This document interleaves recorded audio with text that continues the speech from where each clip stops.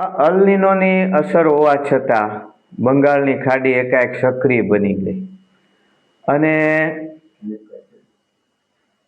આટલી મજબૂત સિસ્ટમ બની અને એ સિસ્ટમ પાછી આપણા પશ્ચિમ દિશામાં ગુજરાત ભણી પૂરપાટ વેગે આવી.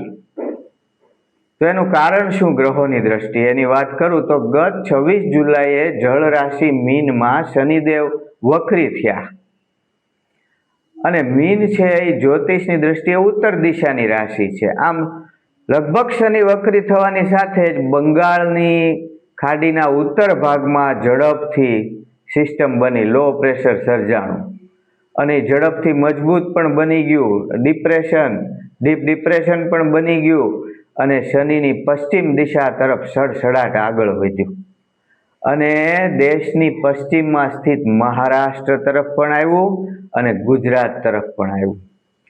એ ઉલ્લેખનીય છે કે હાલ નેપચ્યુન એટલે કે વરુણ ગ્રહ પણ જળ રાશિ મીનમાં જ વક્રી છે.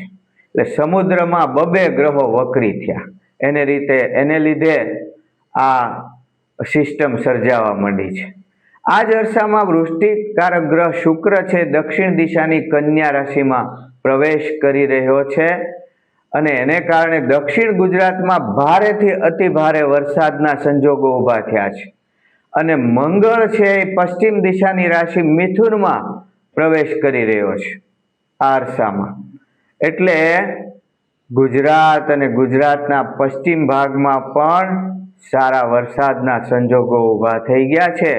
આ સિસ્ટમ મધ્ય ગુજરાતમાં થઈને ઉત્તર સૌરાષ્ટ્ર અને ઉત્તર ગુજરાતમાં પણ ખૂબ વરસશે. કેમ કે હાલ નેપચ્યુન એટલે કે વરુણદેવ અને શનિદેવ બંને ઉત્તર દિશાની જળ રાશિ મીન રાશિમાં જ વક્રી છે. જો કે વક્રી ગ્રહો છે, વક્રી શનિ, વક્રી નેપચ્યુન એ ઘણી વખત નુકસાન કરતા પણ જોવા મળે છે. એટલે લોકોએ આ વરસાદી માહોલમાં ખૂબ સાવધ રહેવું એમ કહેવામાં મને કશું જ ખોટું લાગતું નથી.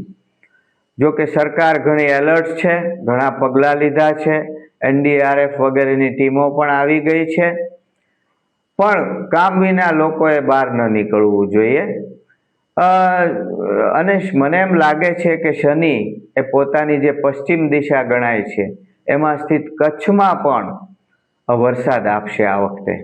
આમ 31 જુલાઈથી 3 કે 4 ઓગસ્ટ સુધી વરસાદનો આ જે રાઉન્ડ છે એને કારણે રાજ્યમાં યલોથી માંડીને ઓરેન્જ અને રેડ એલર્ટ સુધીના વરસાદો આવી શકે છે અને એમાં 2 થી 4 ઇંચ, 8 ઇંચ કે 8 થી 12 ઇંચ, 10 થી 12 ઇંચ જેટલા વરસાદ પણ પડી શકે છે.